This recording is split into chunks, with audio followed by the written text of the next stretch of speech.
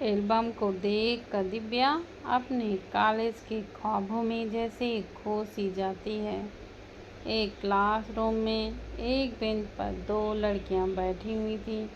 पहली लड़की अपनी पढ़ाई में इतनी गुम थी कि दूसरी लड़की पहली लड़की को उसकी पढ़ाई के नशे से बाहर लाते हुए कहती है, दिव्या, अरे दिव्या सुनना। दिव्या चिढ़ते हुए कहती है, क्या है मीरा, पढ़ने देना।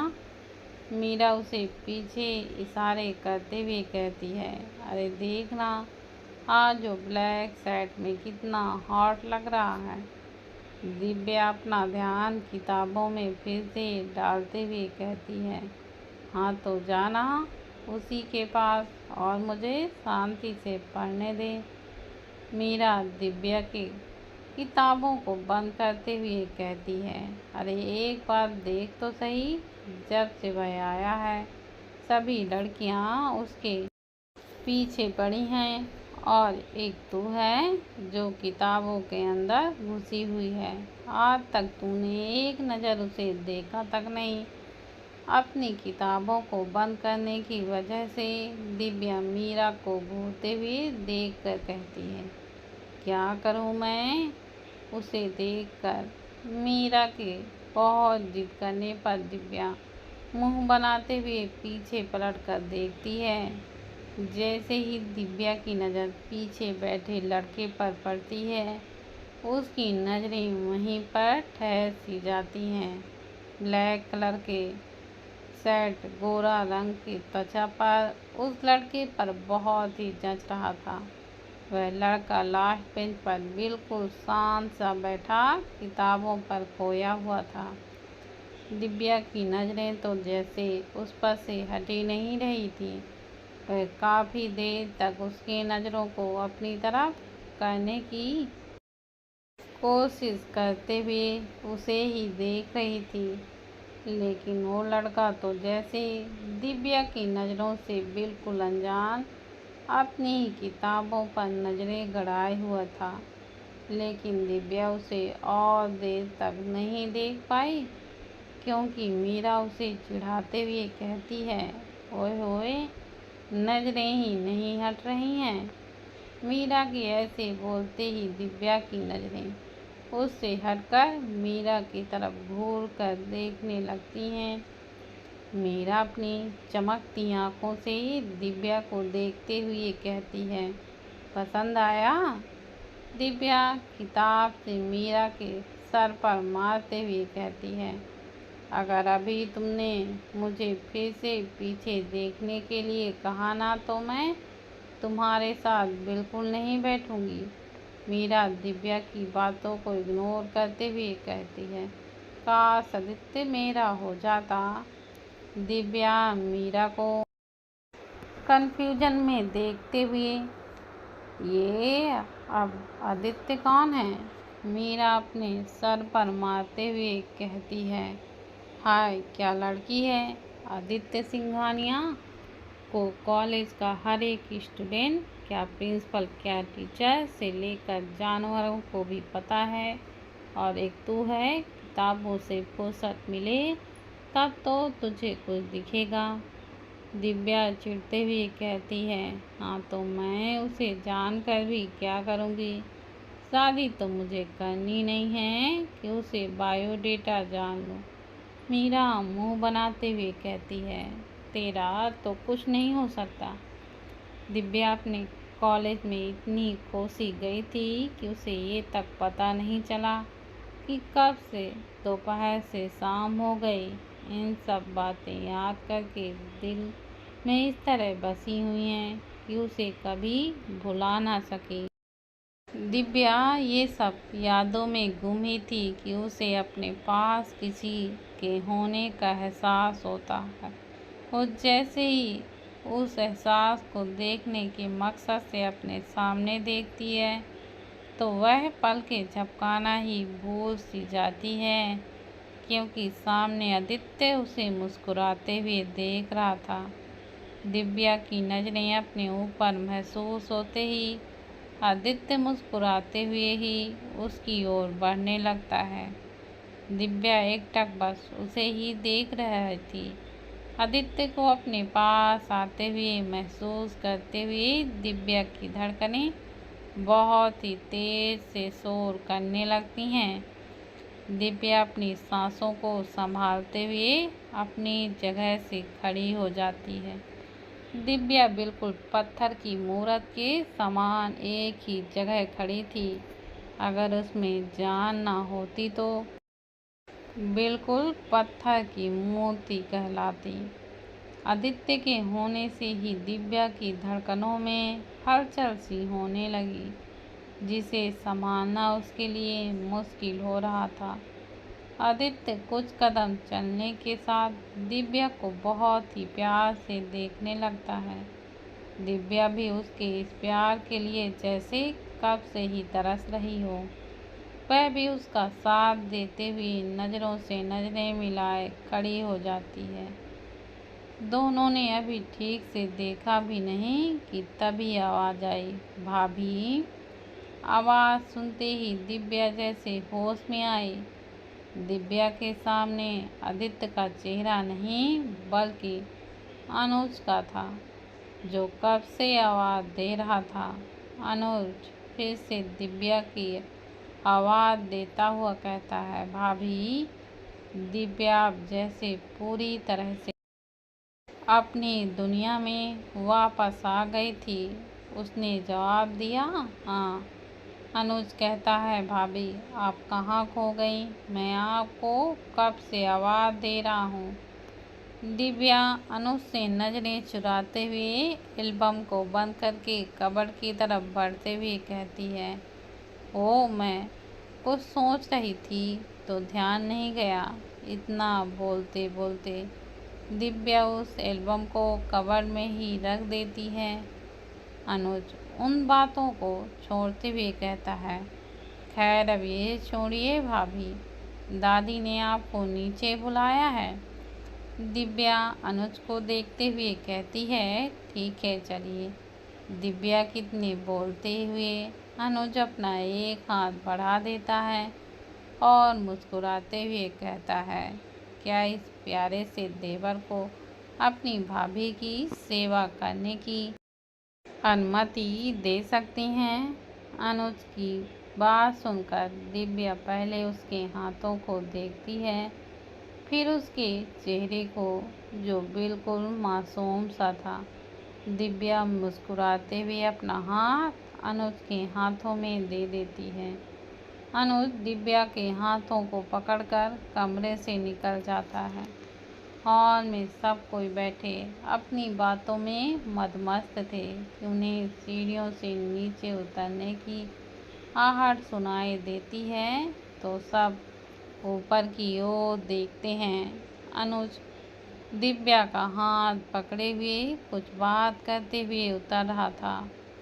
दिव्या भी अनुज का साथ बिल्कुल घिल मिल सी गई थी। दिव्या अनुज के साथ मुस्कुराते हुए सीढ़ियों से उतर रही थी। दिव्या को ऐसा मुस्कुराते हुए देख तरुणा देवी के दिल को बहुत सुकून सा मिलता है। नीचे पहुंचकर अनुज काफ़ी इज्जत के साथ दिव्या को सोफा ऑफर करता है तो दिव्या उसमें बैठ जाती है। अब अनुज थोड़ा सा झुक कर कहता है, बोलिए भाभी, आप क्या खाना पसंद करोगी? दिव्या को थोड़ा अजीब लगता है क्योंकि सब कोई उन्हें ही देख रहे थे। दिव्या सबकी तरफ देखने लगती है।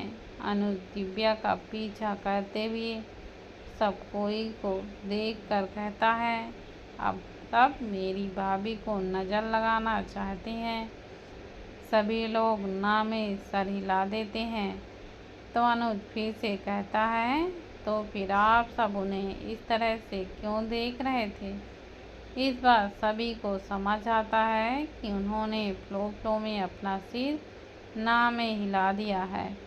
तरुणा देवी अनुज का कान पकड़ते हुए कहती हैं, क्या कहा आपने? अनुज अपना कान छुड़वाते हुए कहता है, आहा दादी, दर्द हो रहा है।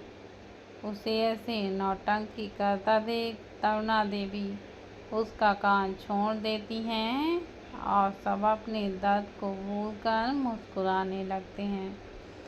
सर्वेंट सबके लिए चाय और स्नैक्स लेकर आते हैं और सब बातें करते हुए खाने लगते हैं। शाम का नाश्ता होने के बाद सब अपने कामों में लग जाते हैं। विकासा जी दिव्या को अपने साथ अपने कमरे में लेकर जाती हैं। दिव्या चुपचाप विकासा जी के साथ चली जाती है। कमरे में विकासा जी दिव्या को बेड पर बैठाकर खुद अलमारी से एक संदूक निकालती हैं। वह संदूक दिखने में तो बहुत ही पुराना लग रहा था, लेकिन बहुत साफ और बहुत ही खूबसूरत लग रहा था। विकासा जी दिव्या के पास बैठते हुए उस संदूक को खोलती हैं। उस संदूक में बहुत ही खूबसूरत कंगन होता है। विकासा जी कंगन को निकालकर दिव्या का हाथ लेकर पहनाते हुए कहती हैं, ये कंगन मैंने आदित्य की पत्नी के लिए काफ़ी वक्त से रखा था। आज वो वक्त ख़त्म हो गया। वैसे तो मैंने आपके लिए कंगन निकाला था। जो अर्जुन इतना बोलते हुए विकासा रुक सी जाती हैं। दिव्या काफ़ी देर से विकासा जी को ही देखे जा रही थी। अर्जुन यह एक ऐसा नाम था जो दिव्या का होने वाला था, लेकिन दिव्या को अब भी बिल्कुल नहीं पता था कि आखिर अर्जुन कौन है। उस वक्त जब दिव्या अर्जुन की होने वाली थी, उस वक्त तो दिव्या अपने होश में भी तो नहीं थी, तो आखिर उसे कैसे पता चलता कि अर्जुन उसका होने वाला पति था। विकासा जी बात को बदलते हुए कहती हैं, खैर छोड़िए सब। इतना बोलते हुए विकासा दिव्या के दोनों हाथों को अपने हाथों में ले लेती हैं और कहती हैं, हमें पता है ये शादी हर शादी की तरह नॉर्मल नहीं है, लेकिन फिर भी मैं आपसे यही कहना चाहती हूँ कि आप इस रिश्ते को अपनाने की कोशिश ज़रूर करेंगी। मेरे आदित्य को अपनाने की कोशिश ज़रूर करिएगा। विकासा जी फिर से दिव्या को देखते हुए कहती हैं, दिव्या आप मेरी बात को मानेगी ना? मैं आपकी माँ जैसी हूँ। क्या आप अपनी माँ की बात नहीं मानेंगी? माँ सब सुनते ही दिव्या की आंखों से आंसू बहने लगते हैं। विकासा जी दिव्या के आंसुओं को पोंछते हुए उसे गले लगाकर कहती हैं, ऐसे आंसू नहीं बहाया करते, ये बहुत अनमोल होते हैं। दिव्या बच्चों की तरह विकासा जी से लिपट कर कहती हैं, माँ क्या मैं आपको सच में माँ बुला सकती हूँ? विकासा जी दिव्या के सिर को सहलाते हुए कहती हैं, हाँ बेटा। इस वक्त दोनों इस तरह से लग रहे थे जैसे काफ़ी वक्त से माँ बेटी एक दूसरे से नहीं मिले हों। आज दिव्या को माँ की ममता मिल गई थी, जिसके लिए वो कब से तरसती थी, और विकासा जी को एक बेटी मिल गई थी। काफ़ी वक्त तक दोनों एक दूसरे से गले मिलने के बाद अलग होते हैं। विकासा जी दिव्या के गाल पर हाथ रखकर कहती हैं, माँ होने के नाते अगर मैं आपसे कुछ कहूँ तो और मांगूँ तो क्या आप मुझे दोगी? दिव्या विकासा जी के हाथ पर हाथ रख कर कहती हैं, माँ का भी इजाज़त नहीं मांगती। दिव्या की बातें सुनकर विकासा जी थोड़ा मुस्कुरा देती हैं और फिर कहती हैं, आप वादा कीजिए कि आप कभी भी आदित्य का साथ नहीं छोड़ेंगी। विकासा जी की बातें सुनकर दिव्या बिल्कुल चुप सी हो जाती हैं। दिव्या का ऐसा चुप होना विकासा जी के दिल पर डर पैदा करने के लिए काफ़ी सा हो गया था। अब उन्हें दिव्या के जवाब का इस कदर इंतज़ार रहता था जैसे पूरी दुनिया रोज़ सवेरा होने का इंतज़ार करती है।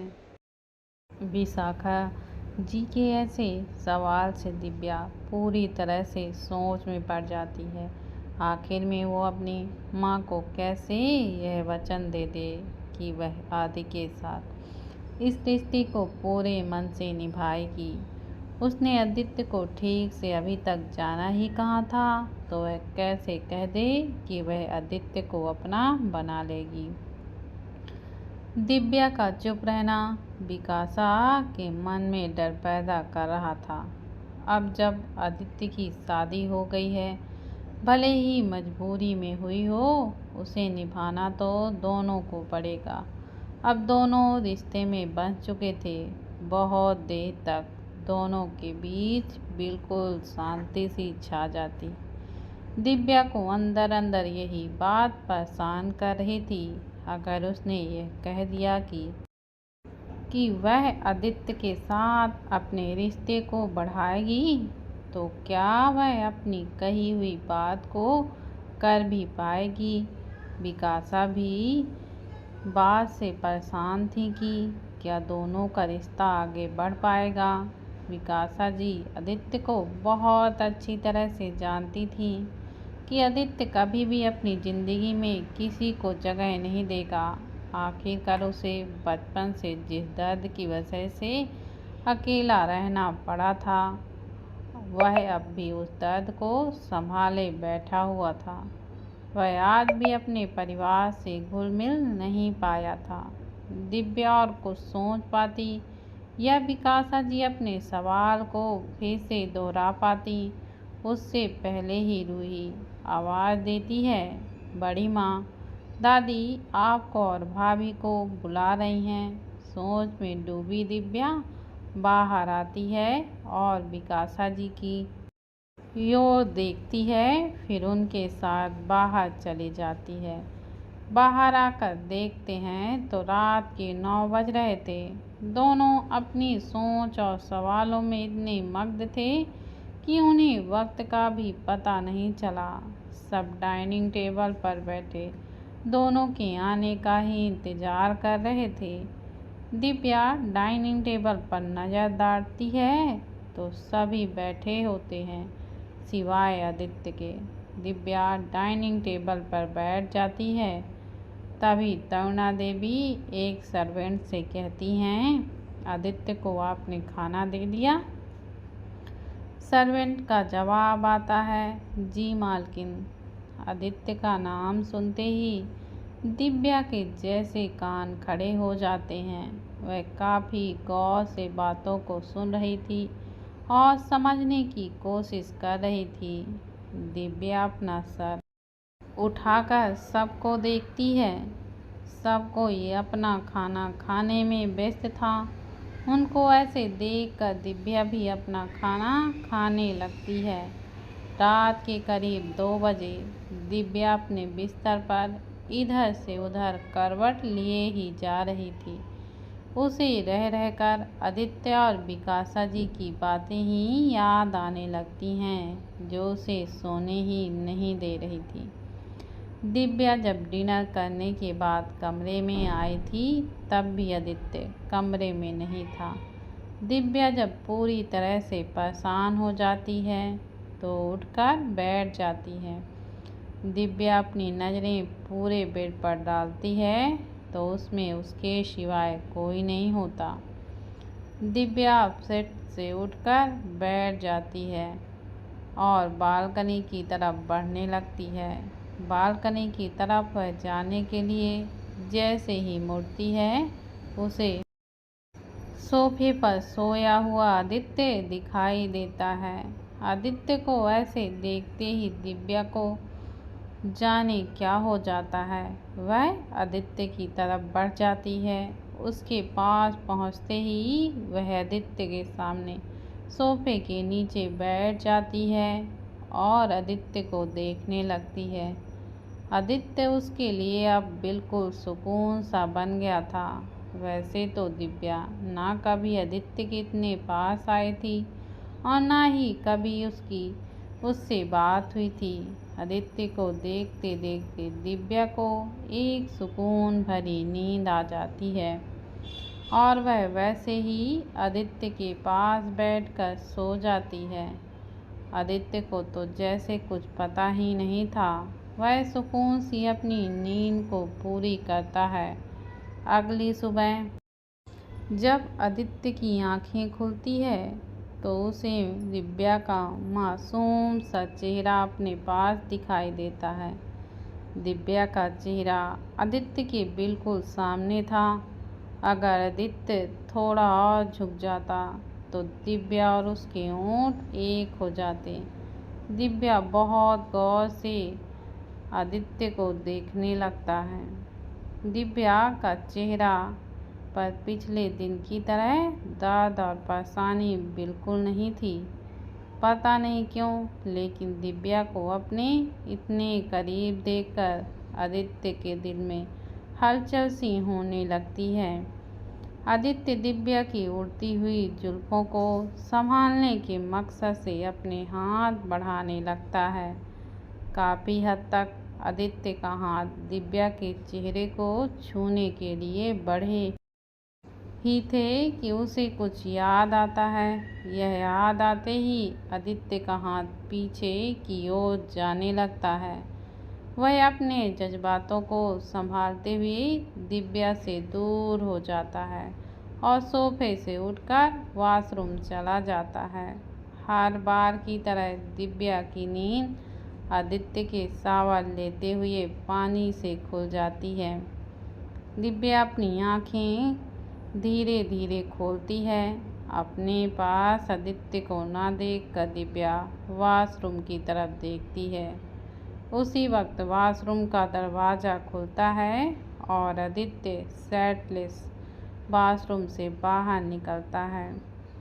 आदित्य को वैसे देखकर दिव्या के गाल लाल हो जाते हैं। ऐसे देखकर ही दिव्या शर्मा जाती है।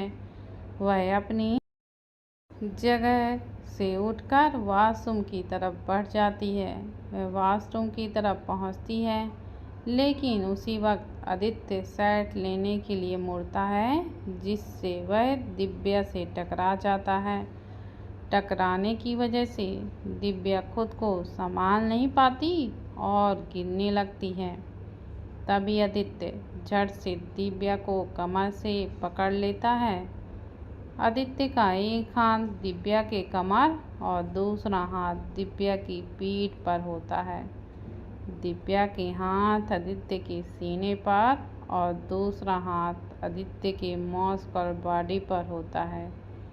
दिव्या ने गिरने की वजह से अपनी आंखें बंद कर ली थीं, लेकिन जैसे ही उसे महसूस होता है कि वह किसी की बाहों में है तो अपनी आंखें खोल लेती है।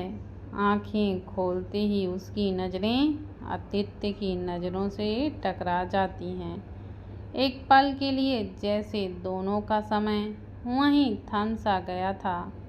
दोनों अपनी नज़रों में पूरी तरह से खो जाते हैं। तभी कोई दरवाजे पर नॉक करता है तो दोनों का ध्यान टूटता है। हड़बड़ी में दिव्या सीधी होने की कोशिश करती है, जिसकी वजह से दिव्या आदित्य की सीने से लग जाती है। फिर झट से आदित्य से दूर होकर लगभग भागते हुए वॉशरूम में घुस जाती है। दिव्या की ऐसी हरकत देखकर आदित्य के होंठों पर छोटी सी मुस्कान आ जाती है, लेकिन वह भी पल भर में कहीं गायब सी हो जाती है। दिव्या दरवाजे में लगकर अपनी धड़कनों को संभाले ही जा रही थी। कुछ देर बाद दिव्या अपने सर पर चपात लगाते हुए खुद से कहती है, क्या करती है तू दिव्या? हर वक्त बस इस फीलिंगलेस की बाहों में गिर जाती है और ये इंसान अब भी नहीं बदला। इतना बोलकर मुंह बनाते हुए शावर के नीचे खड़ी हो जाती है। बाहर आदित्य अपना सेट पहनकर दरवाज़ा खोलता है। जैसे ही वह दरवाज़ा खोलता है, कोई झट से उसके गले से लिपट जाता है। वहीं आदित्य के एक्सप्रेशंस अब भी वैसे की वैसे थे, शांत। कुछ देर तक शांति रहती है। तभी वह लड़का आदित्य से अलग होकर कहता है, कैसा है यार? आदित्य बस उसे घूरते हुए देखने लगता है।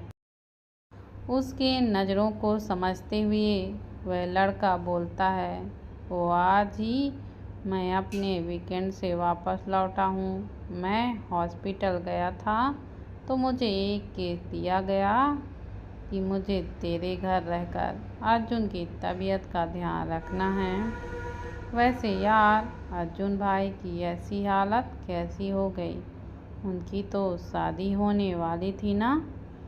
आदित्य उस लड़के का हाथ पकड़कर स्टडी रूम की तरफ लेकर जाने लगता है। यह लड़का आदित्य का इकलौता दोस्त गौरव था, जो उसका बचपन से दोस्त था। गौरव एक डॉक्टर है। स्टडी रूम में पूरी तरह से शांति थी। गौरव आदित्य को देखते हुए कहता है, अगर ऐसा है तो तू अब क्या करेगा? अब तो तेरी उससे शादी हो चुकी है, वो तेरी हो चुकी है।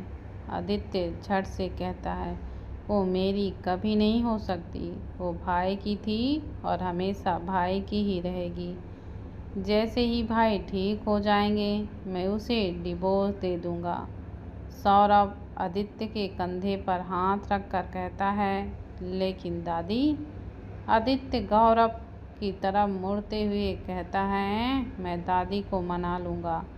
वहीं बाहर कोई था जो उनकी बातों को सुन रहा था।